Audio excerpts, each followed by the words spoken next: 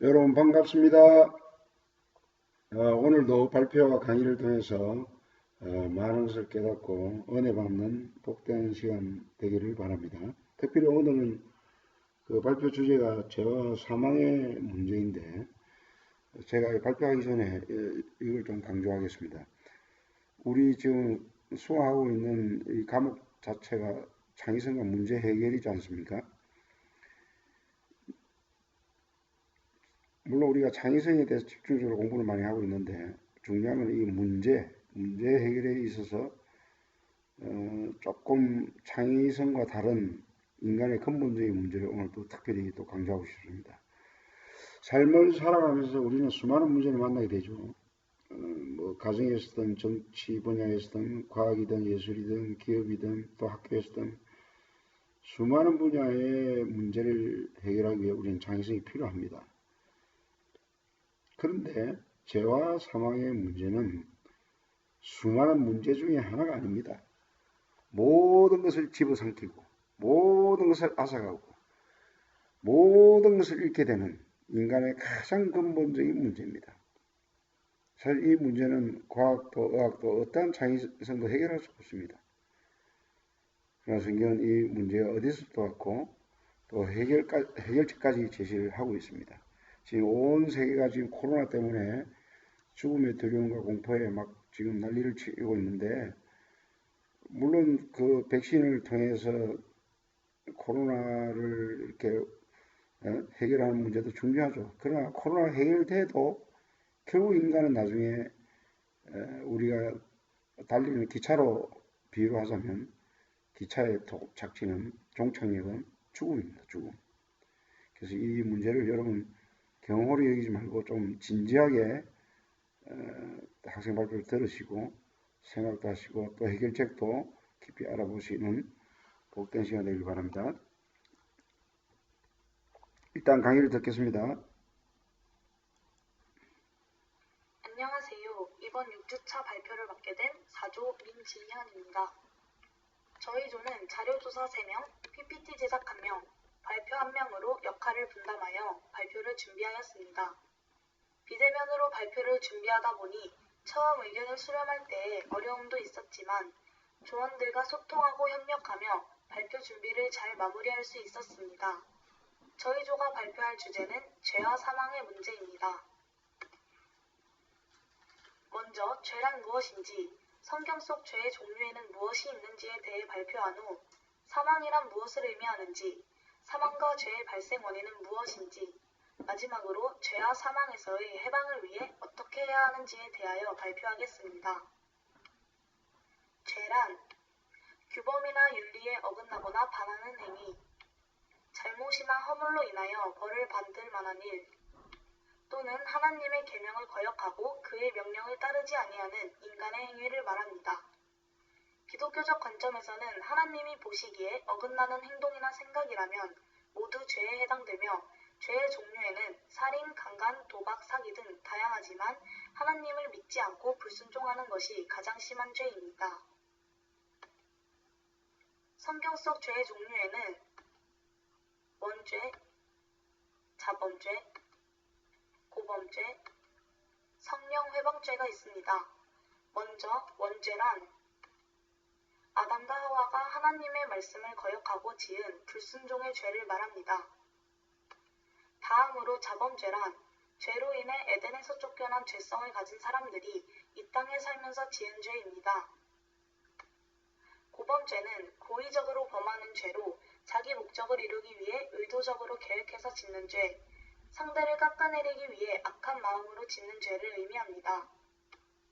마지막으로 성령회방죄는 성령을 거역하여 용서받지 못하는 죄이며 선악과를 먹은 것, 하나님의 언약을 어기는 것, 교만하게 말하는 것 등이 성령회방죄에 해당됩니다. 여러분은 사망이란 무엇이라고 생각하시나요? 사망이란 사람이 죽는 것 또는 신체적으로 생명을 유지하는 기관이 파괴 또는 정지된 상태를 말합니다.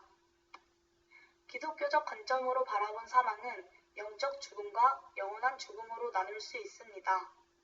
먼저 영적 죽음이란 하나님과의 관계가 단절되어 영적 생명을 상실한 상태를 의미하고 영원한 죽음이란 하나님과의 관계가 완전히 분리되어 영원한 심판을 받는 것을 의미합니다. 사망의 종류에는 먼저 죄와 형벌로서의 죽음이 있습니다. 이는 아담과 하와가 죄를 범하여 그에 대한 형벌로 사망이 찾아오게 됨을 의미합니다. 다음으로는 영적 사망이 있습니다. 영적 사망은 하나님과의 단절과 장벽이 생겨버리는 것을 말합니다. 또한 육적 사망이 존재합니다. 육적 사망은 하나님의 기운이 다하여 육체가 노화되고 병드는 것을 의미합니다. 마지막으로 죄의 형벌로서의 죽음인 지옥 형벌, 영원한 사망이 있습니다. 죽음과 죄의 발생 원인은 무엇일까요? 야고보서 1장 15절을 보면 욕심이 잉태한 즉 죄를 낳고 죄가 장성한 즉 사망을 낳느니라 라는 구절이 있습니다. 이 구절은 즉 욕심이 많은 풍파를 일으키게 된다는 것을 의미합니다. 아담과 하와가 에덴 동산에서 거주했을 당시에는 사망이란 개념이 존재하지 않았습니다. 하지만 그들이 죄를 범한 후 그에 대한 형벌로 죽음이 생겨나게 됩니다. 그 후 모든 생명체는 소멸하게 되었으며 하나님께서는 겸허하고 인식한다는 마음으로 과욕을 버리라는 창조의 법칙을 세우셨습니다. 즉 인간의 죽음은 하나님의 심판이라는 것입니다. 또한 인간은 완벽하지 못한 존재이므로 살면서 다양한 실수를 하고 구원자인 하나님을 모르거나 자기 자신만을 생각하며 이기적으로 살아가려는 경향이 있기 때문에 죄를 짓곤 합니다. 로마서 8장 1절에서 3절을 보면 그러므로 이제 그리스도 예수 안에 있는 자에게는 결코 정죄함이 없나니 이는 그리스도 예수 안에 있는 생명의 성령의 법이 죄와 사망의 법에서 너를 해방하였음이라 라는 구절이 있습니다. 우리는 자신을 주인으로 생각하며 자신의 그래프만을 그리는 죄와 사망의 법을 버리고 그리스도의 법을 따름으로써 사망으로부터 해방될 수 있습니다. 이상으로 4조 발표를 마치겠습니다. 감사합니다.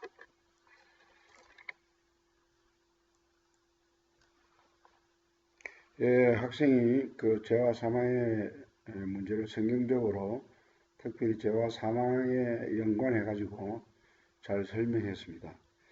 근데 조금 아쉬운 거는 여러분들이 그 발표 분량이 최소한도 한 12분 이상은 넘어야 됩니다. 7분 정도 하면 안 되죠. 12분 정도 이상 넘어야 원래 원칙적으로 이 동영상이 15분 이상이 돼야 되거든요. 그래야 그 추석 채팅도 가능하고 하니까 여러분들 이거 염두에 두고 최소한도 12분 정도 하도록 하십시오. 학생이 방금 재화 상황에 대해서 모든 거 다 이야기를 다 했는데 그러나 제가 조금 더 재강조하는 그런 의미에서 내용이 조금 비슷하지만 다시 설명을 좀 하도록 하겠습니다. 결국 인간이라는 것은 하나님의 형상대로 지음을 받았고 원래 죽도록 지어진 존재가 아닙니다. 창세기 3장 전만 해도 하나님의 관계 속에서 에덴이란 뜻이 그 기쁨이란 뜻이거든요. 한마디로 기쁨의 동산에서 상함도 없고 해함도 없고 죽음도 없고 뭐 질병도 없고 고통도 없고 그야 천국 같은 그런 삶을 누릴 수 있었는데 하나의 조건이 있었죠. 너희들이 하나님이 아니고 피조물이라는 것을 인식시키기 위해서 그 선악과라는 것은 어떤 면에서 하나님의 주권을 상징하는 거죠. 뭐 다른 건 먹되 이 선악과를 분별하는 이 나무는 먹지 마라, 이 열매는 먹지 마라 했는데 결국 사탄의 유혹에 따라서 이걸 먹어버리는 말이죠.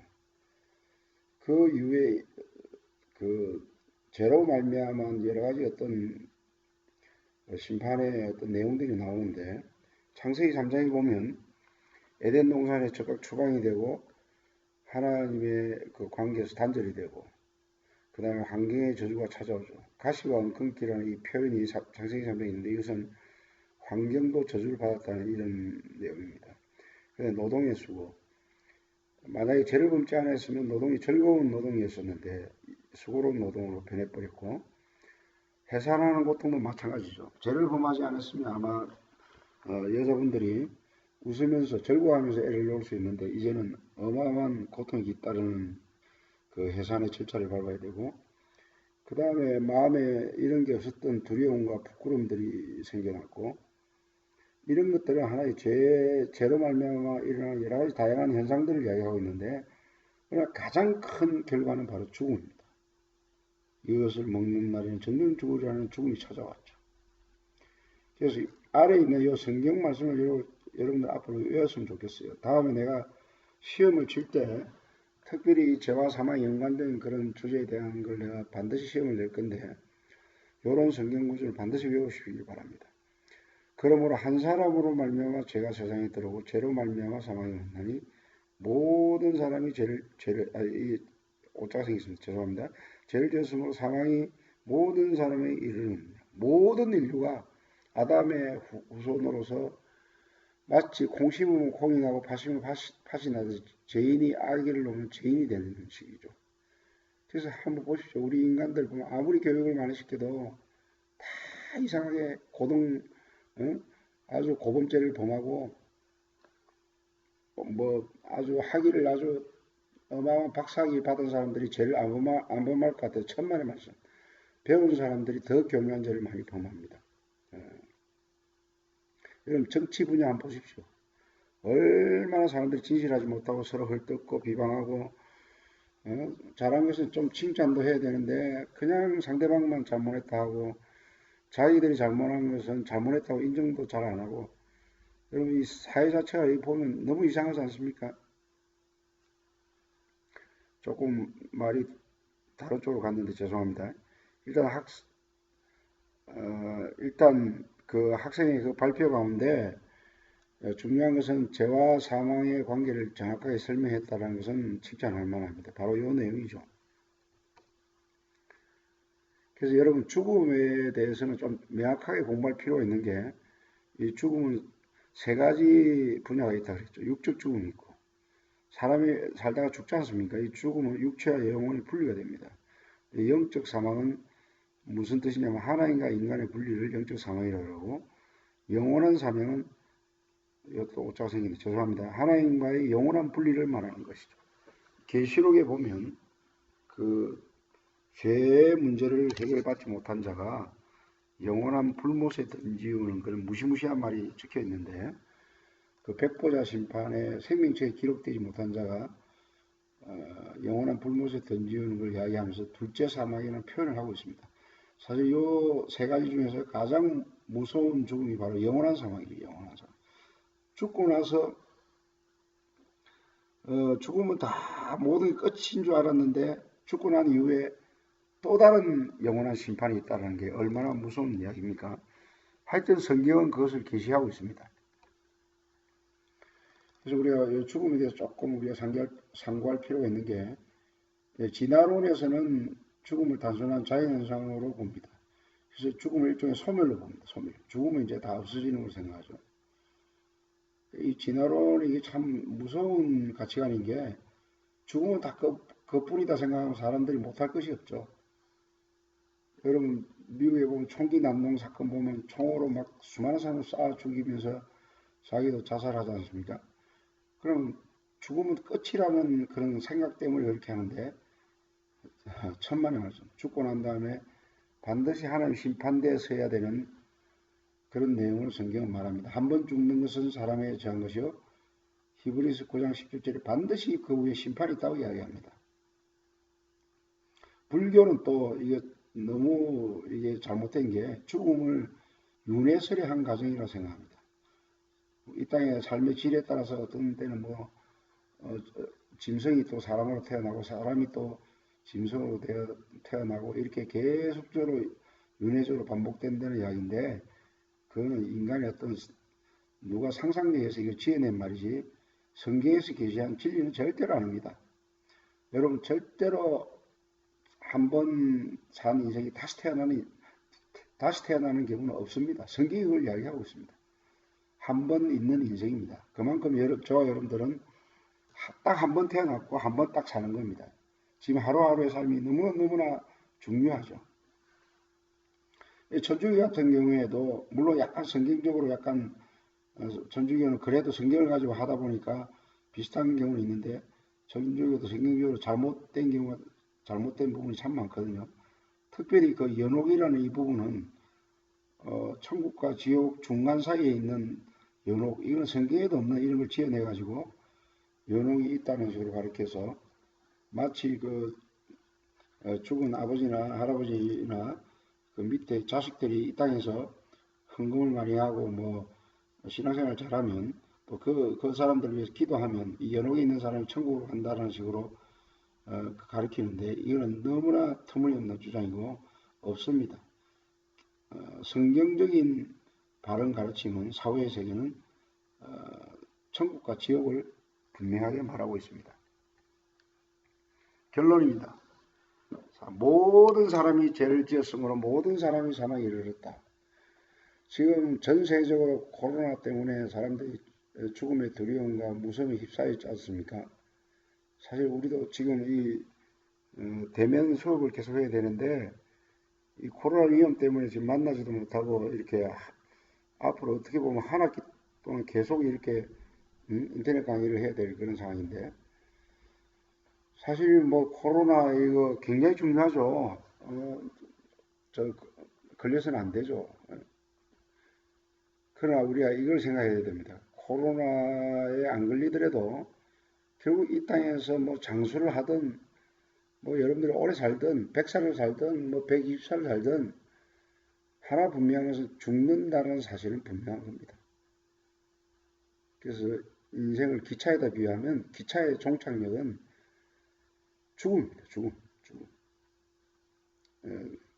그러니까 가난한 자도 죽고 부자도 죽고 배운 자도 죽고 못 배운 자도 죽고 지 고아를 막론하고 모든 사람이 다 죽습니다.